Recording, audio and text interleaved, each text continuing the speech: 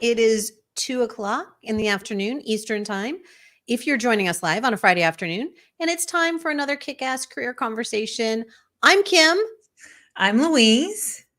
And today we're joined by Michele Price. Michele, we're going to learn more about you in just a little bit, but we want to start this week like we start every week. Friends, what are we celebrating this week? Louise, do you want to kick us off? I sure do. We talk about celebrations all the time here, and I do it all the time with my clients too. And so it's this reinforcing habit, right, that we're creating to take time to look back, at least back a week, right? What's gone well. This last week, I've actually been reflecting back on all 2023. Right as we kind of approach the holiday season, I feel like this is a nice time to get into all the juicy bits and see what worked, what didn't work.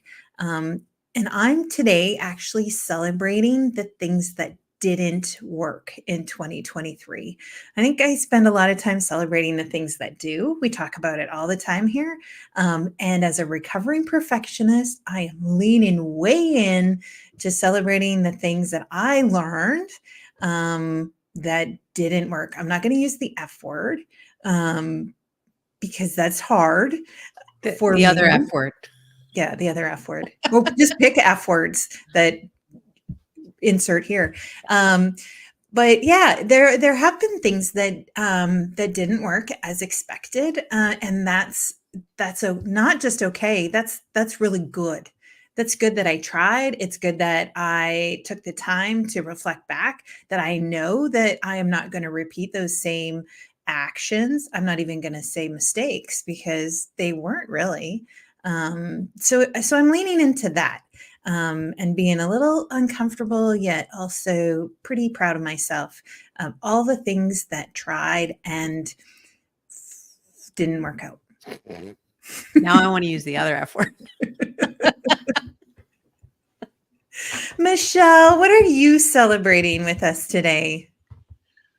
Oh, now, one of the things that I love to do is experiment. And so I started an experiment in August doing a LinkedIn audio series around women leading the collaboration revolution. And it was really fascinating to watch how women showed up, when they showed up, what they talked about when they showed up. And then at the end of it, everyone was kind of like, where do we go next? And I'm like, well, you guys have already given me points of data where we're going to go next. We're going to talk about what are the questions we use to ask and how do we use those questions to help us make better decisions in 2024. So I'm celebrating that all of those women showed up in a way to propel their outcomes and results, but also that they were willing to be vulnerable and talk about things from a really genuine heart space, because it's helped me to put together what we're going to do in 2024. I love that. And I was there for a couple of those, and they were some juicy conversations. I enjoyed them. Thank you for putting that out into the world. So, for me, I'm celebrating youth. My glorious youth for sure, but I am celebrating my daughter's youth and her ability to surprise me at every turn. In two circumstances recently, I've been asking her very specific questions that I expected a 13, almost 14-year-old to answer in a certain way. And she took it to this very deep, philosophical, like, clearly I'm her mom kind of answer. And so it was fun, and I still had to get to that little nugget. So that youth place of experimenting that we were talking about, that place of freedom to just like reach out and try something on for a little while. It helps me continue to do that. And so I'm really celebrating that aspect of youth. And also, kiddo's been sick for a few days.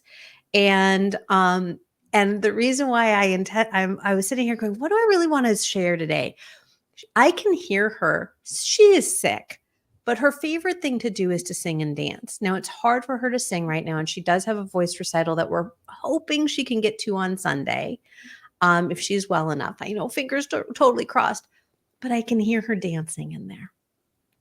And I know that she is just like, I've been trapped in this room for days because she's, when you're a kiddo in this day and age, you grow up, you get sick, you're like, no, I remove myself from the community. Like, that's what I do to keep everybody safe. And so she's been in her room and she's like, I'm going to dance. I'm going to do my thing. I'm not going to let sickness get me down. And so for those two reasons, I'm really celebrating youth right now and the fact that I get to be in that energy with her. So, yay. Keeps me young, right? Absolutely. Suck up the energy and keep those little germs there with her. They're on that side of the wall. Yeah. So Michele, we're going to give people a little tiny peek at who you are right now, so that they know who's joining us at the table today. So Michele is a leadership advisor and communication strategist that works with business owners and CEOs to calibrate and anchor. I love that word, anchor, their emotional rhythm to grow their businesses. The end. Yeah, that's who you are today. I know Louise has a question for you. Well, right. And so Michele and I, we have never met, which is often what happens here on the podcast. And so in my research of like, who is this Michele person and what's going on? Looking at your LinkedIn profile, I am like scrolling and scrolling and scrolling through your job experiences, through your work experiences, through what you've done in this small little space, because I'm sure that's not every job you've done. This is a lot of stuff going on. And you said a bit of a serial entrepreneur. Has that always been for you? Is that what you imagined when you were young? It was like starting my own business, doing my own thing, working for nobody but me. Was that where that came from? Was your childhood? I did not have entrepreneurship modeled for me growing up. Both my parents, while they were untraditional in a lot of philosophical, social type of ways, they were very traditional in the work environment. I mean, my mother was valedictorian in high school, did not get the chance to go to college until I was a teenager, but when she did, then she graduated top of her business class at the University of Houston. So it's like that woman knew how to be valedictorian no matter where she walked. Both my parents were in basically the accounting industry. My mother became a CPA. She worked, I mean, this is aging when she went into the workforce. But when she got out of college, she went straight into an audit role with a big 8 firm. And as someone who was able to do that in her 50s, when aging was even worse than it is now, I was impressed. My father, traditional accounting role, finally grew into a CFO, but I did not see entrepreneurship modeled from my parents. It wasn't until I started reflecting, especially during that 10-year arc where I had a global business radio show and I was interviewing a lot of really brilliant brains on a weekly basis, that some of them actually started asking me questions back that I asked them, that I started reflecting, where did this streak come from? Because I didn't recognize all of my skills and talents and even inclination to be an entrepreneur. I didn't recognize it growing up. It had to be pointed out to me by a few mentors and guidance. I remember, we're talking back in the 70s. So like one of my first temp jobs was at, oh darn, what is that called? They were the guys who always do like stock exchange kind of stuff. So that particular office in Houston, I was just an admin assistant. But I was there for a week, and this awesome man that I worked for had the kind of mindset that you just expressed, Kim, about appreciating youth. And so he was always looking at who he was working with and assessing, and paying attention to where their strengths were. And he kind of fed some things back to me and made some suggestions for me to go read and discover about myself, and just lovingly nudged me, even though you can't usually call men in that industry lovingly. So he was an anomaly. Lovingly nudged me to start exploring things outside of traditional roles. He saw my entrepreneurial type of thinking. It's just pervasive in everything that I do. And so that self-reflection gave me the opportunity to start going, maybe I'm not built to be in a traditional role. And if that's the case, what options are available to me? What am I going to do with them? How might they show up? I've been a question asker since I was a wee little girl. It turns out one of the New York Times bestselling authors that I interviewed on my radio show, who was one of the first to flip a question back around on me and asked me, well, Michele, tell us, where did you get this skill and talent to be such a great interviewer? What was the earliest time it showed up for you? And in hearing that question, what happened was I had a memory immediately surface. And I was like, oh my gosh, it was when I can't put my finger on the exact age. I look at pictures and I guesstimate. I was between 4 and 5 years old, and when I got to visit and meet my great grandmother on my dad's side for the very first time, and it was like, it wasn't a traditional family reunion, but enough of his extended family had gotten together where I got a chance to meet all my great aunts and uncles. And see, my dad was an only child. The arc of numbers of aunts and uncles were on the great level. They didn't come down to our level. And as a little girl, they'd be sitting there in kind of like their little semicircle of chairs talking to one another. And instead of being outside with all my cousins who were my age, I was inside sitting there going, tell me about the time when. Well, what did you do?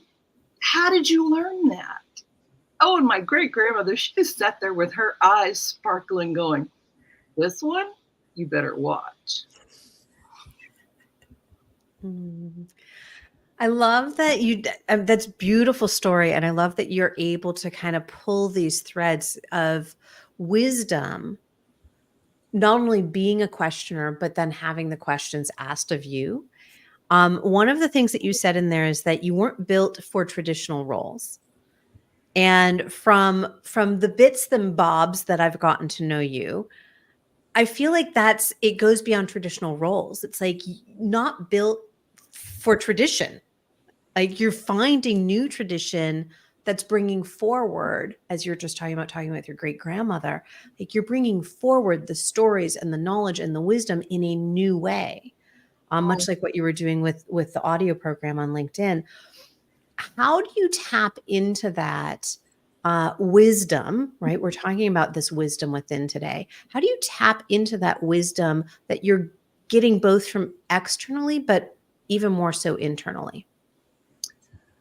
Because I have been blessed to be on a very strong spiritual journey since I was a little girl. So I'm going to be your weird friend. I'm the person who had her first out-of-body experience at 7. Mm-hmm. I was,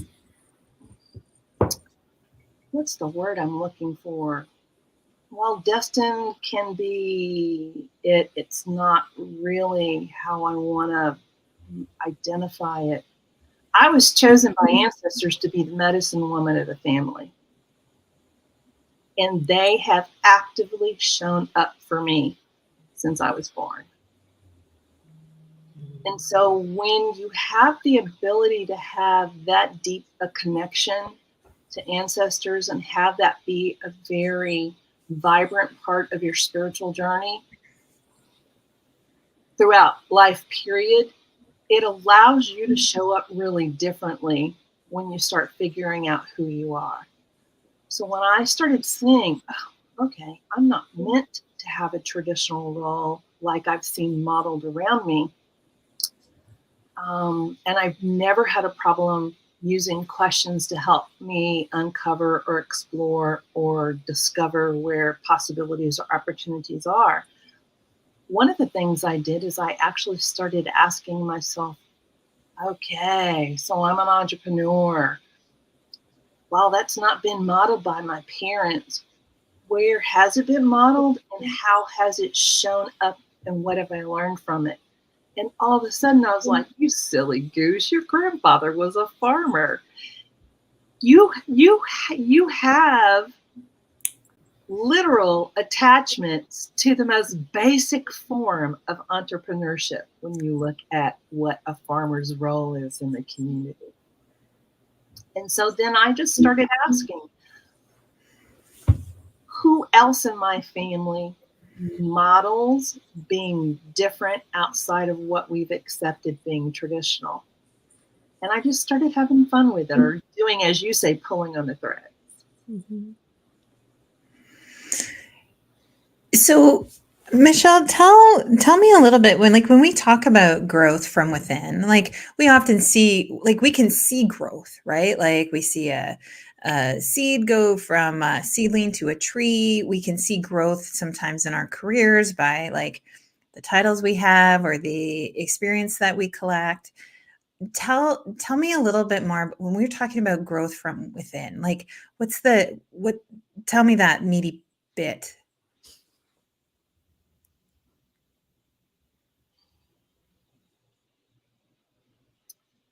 Often we've been conditioned to think of growth mainly coming from external environmental spaces. It's just how we've been almost, this is going to sound a little strong, but we've really been forced to think of growth as an external process, whether it's by how society has presented itself to us, whether it's by the language that we're conditionally conditioned from hearing, whether it's from family, whether it's from work environments, whether it's from friends, whether it's from colleagues. And when you've been blessed or lucky enough to have been on a lifelong spiritual journey and not had to wait till you get to a certain age to awaken to it, you recognize that anytime we want to affect change or grow ourselves, it starts from within. It starts from what are we willing to ask ourselves? How honest are we about who we are? What's important to us? What shows up from that? Because one of the things that I find oftentimes, especially when exploring just simple questions with people, most people have a huge discomfort being able to answer honest, answer genuine questions in an honest way about themselves, because we've been programmed to, oh, don't brag about yourself. Well, good people don't talk about what they're doing. I mean, it's just, there's a plethora that we could all probably sit down and if I said, what are all the things that you've heard growing up that now all of a sudden you recognize are putting you back in your place? Mm-hmm. And just take those phrases and start deconstructing. Where did I learn them? Who did I learn them from? Have they really served me? How or what could I do now to allow myself to release those things that aren't serving me? How is that showing up in my own language now? Is that really what I want to sound like and who I want to be and the effect I want to have on people? And I find that there's 3 simple questions most people are not able to answer honestly because they're too concerned about how they're going to be judged from answering them. And that is, what makes you truly happy? How does that align with the work you do? And if not, why? And then, where are you contributing to getting to know yourself? And what are you wanting to refine about that on a yearly basis? So, what makes you happy? How does that align with who you want to be or the work you do? And where are you contributing to getting to know yourself? I find most people don't spend enough time being in relationship with themselves, and then they end up creating a world of chaos and drama around themselves and wonder, well, I'm out here working so hard. Why am I not getting what I want? We never hear that. Hear that all the time. Yeah. It is so interesting because I think for all three of us and for many of the guests that we have on the show, like we steep ourselves in this idea of self-awareness. And I know we've had several conversations about that. It comes back to that so often, is how are people in the world generally, not us, but generally connecting with that knowledge of self, and how deep, right? How deep and wide are they willing to go? Because it's funny because I think there's this notion that when we get into self-awareness, it's like the vision of Freud, right? Sitting there and just taking notes, and it's analysis. It's right. It's psychotherapy in that way. And I'm not dissing on therapy. Therapy is amazing and I love it and it has its place. And self-awareness goes beyond therapy. Right? Self-awareness is actually being in relationship with self. That's at least how I would define it. I don't know what comes up for the two of you around that idea of self-awareness. Well, I love you both use the same word, relationship, right? And we can work so hard building our external relationships. We know that they need attention, they need time, right? We have feelings about them. Right? Like there's all of these things that we put out there to craft and cultivate strong relationships. Yet we do none of that internally. And that is exactly what that is, right? Is a relationship to self. I find it so interesting that we miss that. We miss that it's a relationship and that it needs time, it needs attention, it needs, right? Curiosity, it needs like all of those things that we would give our best friend. Right? We don't see that as an opportunity to get to know yourself, and we skip right by it. So I see Michele sitting with her chin in her hand, just as you were doing when you were talking about being with your great grandma and her eyes sparkling. And what came to me was this idea of how often do we sit there with ourselves like that? Like with curiosity, asking ourselves those questions out of joyful curiosity. I do it every day, Well, yeah, but I know the average person does not. right. So how do you influence that? Right. Because I think that that's probably part of what you do in the world when you were talking, when I read that bio. How do you do that for people in the world? What some people will see is I do it through my content. I do it through the conversations I have, whether they're public or private conversations. I do it internally. I do internal healing work on a daily basis. And I've also learned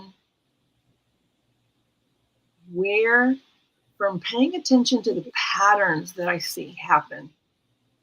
So, for example, my neurodivergent brain has such an ease of seeing patterns of conversation. So I'll log into LinkedIn and I'll be reading posts, liking things and helping to amplify colleagues' But that's just I am generous. That's a core part of who I am. I even sign my emails like that, generously, Michele. And as I'm reading the conversations, my brain is literally scanning what's the pattern of the conversation today? What questions are people asking? What emotions is the collective feeling? How are the individuals communicating how they're feeling under that collective umbrella? And where can I go in and have beneficial word influence? Mm-hmm. And I will literally do that. I will go on post. If people ask a question, I'll offer an answer. If people are looking from like a curious exploratory point and that's what their post is about, I'll offer a couple of questions I didn't see them ask. And now I've even forgotten the question you asked me because I started getting into that space where our spirit starts channeling the answer. And I was like, oh my God, where was I going? So I was just asking, how do you bring that joyful curiosity into the world for others to start I holding on live to it. for themselves? I literally live it. Mm-hmm. Yeah.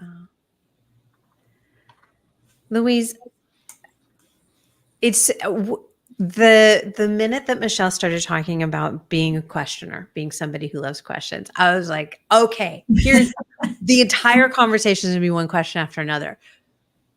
I'm curious for both of you because Louise is all about the question. She is like the questioner and I am. I love questions. I love a well-placed question. I'm not always a questioner though. Lots of curiosity. I am curious. See, I always lead with the I am curious. I am curious about where do those questions come from? Like if we're going to get under this idea of curiosity, and you were just talking about being right channeling in and the answer, I'm curious, where do we get those questions from? What do we know? How do we know somebody who's just wanting to get started here? How do you know what to even ask? Oh, I almost have to be able to dial myself back decades to find that answer. Mm. Um, hmm. Ooh, one of the things I find really interesting. So, for example, when people go on LinkedIn and they go, I don't know what to leave as a comment. I'm like, what contributes to the conversation? What do you know about yourself? What is one of your experiences that actually either reinforces what the person shared they learned, or what is an opposite experience you had, and how can you pose that in a way so it's not confrontational, but it still allows everybody to learn? How can maybe you pose it as a question? My experience was this, but I'd like to learn more. What does the in between what you experience and what I experience? What could that look like? What are you doing to actually pull other people in to the conversation? So, for example, I just had a memory surface of when I used to go to in-person networking. I don't still do that yet. And I learned a lot just by paying attention to how people position themselves in the physical space. Some people would make a circle. Some people would stand only 2 to 3. Once it got to be 3 people, if a fourth joined, that person would leave and go to another circle. What I noticed is people's body language told me a lot about who they were, what they thought of themselves, and what they thought of everybody else around them. Because some people were welcoming and others were not. And I paid attention to the people who were welcoming because I don't want to do business with the people who are not.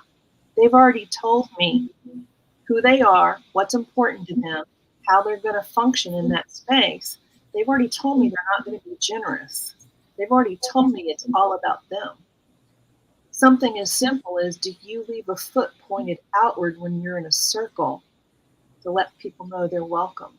When someone walks by and they're looking for a place to jump into the conversation, do you extend your hand out and go, come join us? We're talking about this, and he's just giving us this thought. Oh, Louise, do you want to respond to that one? It's my what was the my manifesting generator, right? I just leaned way in there. Well, it's really about I feel like sometimes we get stuck in, like, when we're not a questioner, is like, I don't know what question to ask, right? Like Michele said, I don't know what comment to leave. I don't know. And it's like, well, I'm going to say that's not true, because you do know, but we get stuck in this place. Is like, I just don't know, and I would like to offer folks who get stuck and like, I don't know how to get started, or I don't know where to go, or how to do this. And we're talking about, right, when here we are talking about growth within, we're talking about, like, how do we start to be more self-aware so that we can grow into something that is different from what we are now. Like, there's a desire. If you don't have a desire, then you're not asking the questions, right? I'm talking about the people who want to grow, who want to change, who recognize that there is something more for them. And when you're not curious, it gets really hard and you get stuck in, but I don't know. And all it is, I think, is changing that question to saying, like, what do I know? And just starting there. It's not meant to be hard, right? Building relationships, making a new friend. I don't know about you both, but making friends as adults, hard, really hard. Making a friend as a kid, easy peasy, right? We're in the same classroom. We share the same love-hate relationship with a teacher.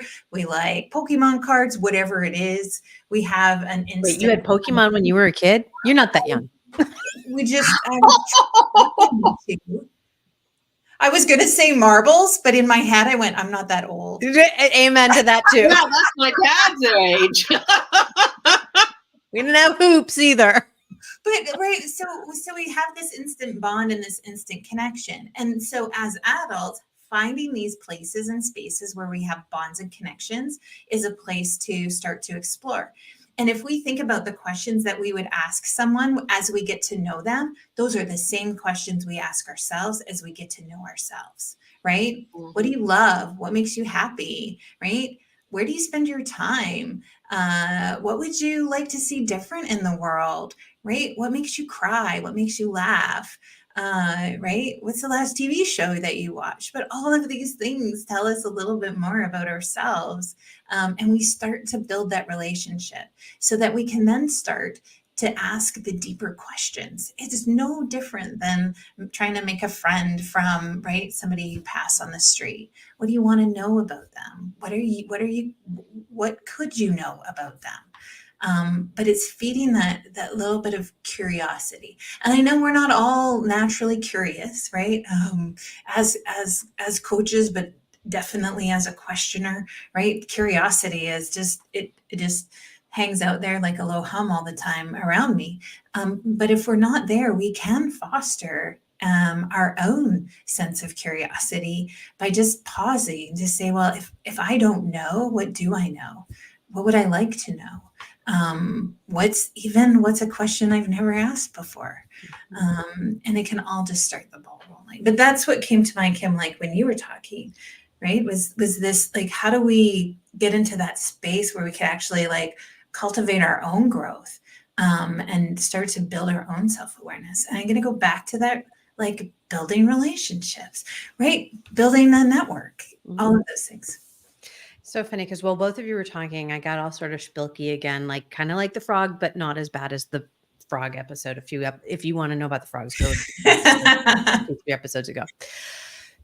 I had a visceral reaction, right? Like as a sensitive soul, there are certain things that people talk about that I feel fully in my body. And so, Michele, as you started talking about walking into that room and being in-person networking. Now, in-person networking, I actually really enjoy now.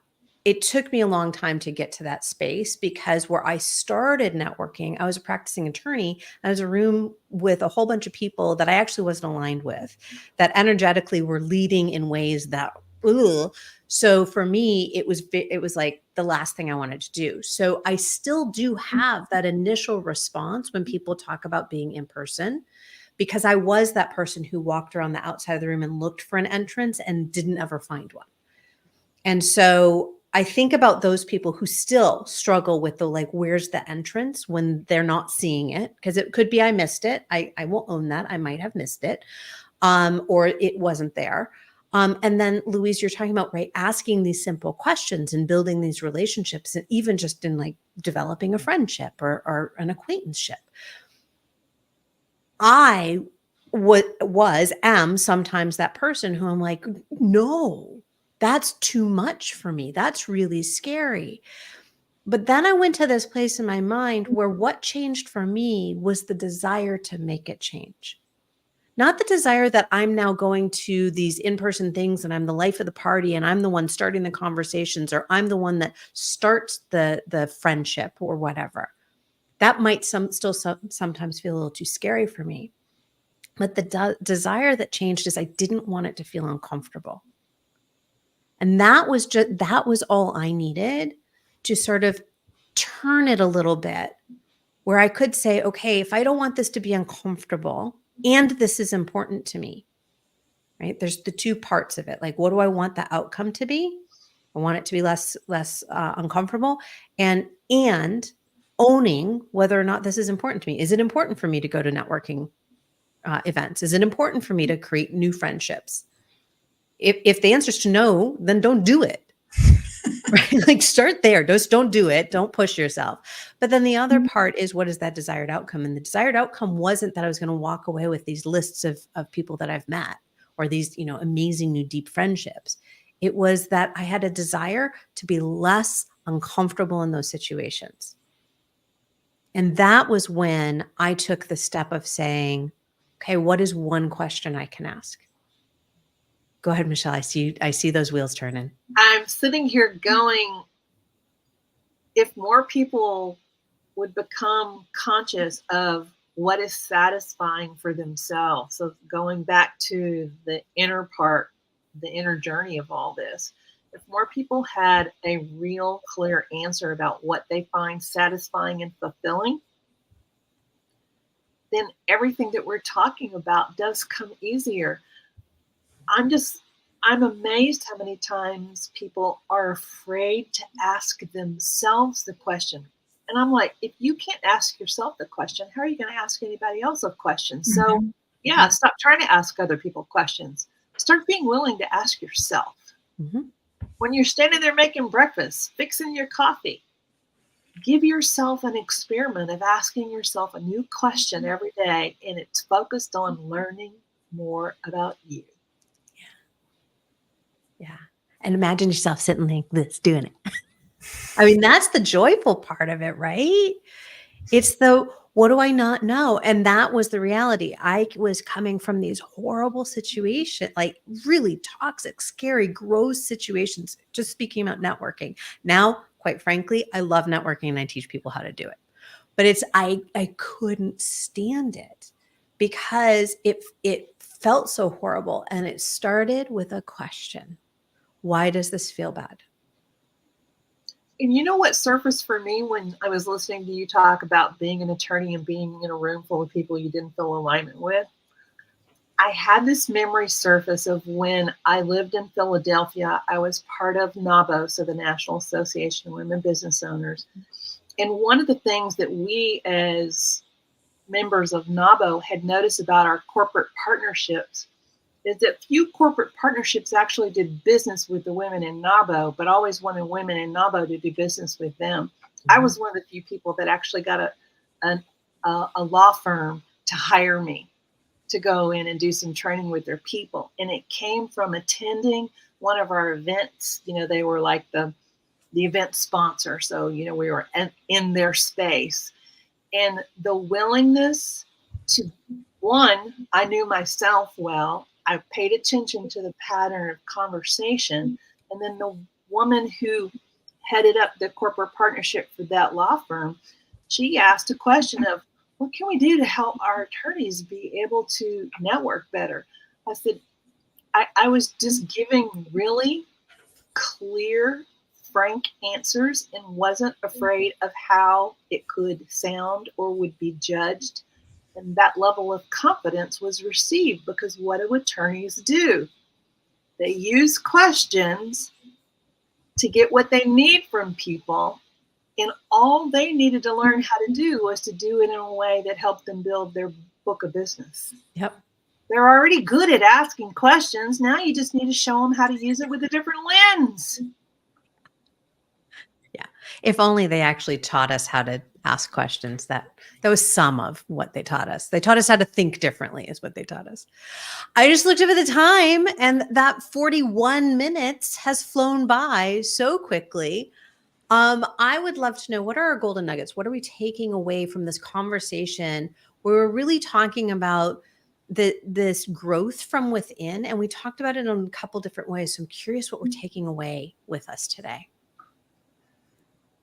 Yeah, I think my nugget, Kim, is something you said, which is that gentle reminder of like, what is the outcome? Like, what's the purpose? And not your capital P purpose. You and I, we talk about this a lot in our mini class series, but we'll get to that. But it's like, what's that small thing? What's that one thing that you can do differently in this space? Michele, you even talked about it too. Like, what's that one little question that you can ask yourself? But it's about attaching kind of like why do anything differently? Right? What are you really trying to do? And I really love that reminder of like, let's keep the outcome in mind, because that really does drive what it is we're trying to do and how we're going to show up and all those other great questions that we have. So thank you. Questions that fall off the back end of that. Yes. Michele, how about you? I think the takeaway that I'm going to focus on is reminding ourselves, how are we willing to experiment with stackable wins to get to know who we are? It's a beautiful way to say that. Experiment with stackable wins. I love that. Yeah. I felt that one. Mine is the joyful curiosity.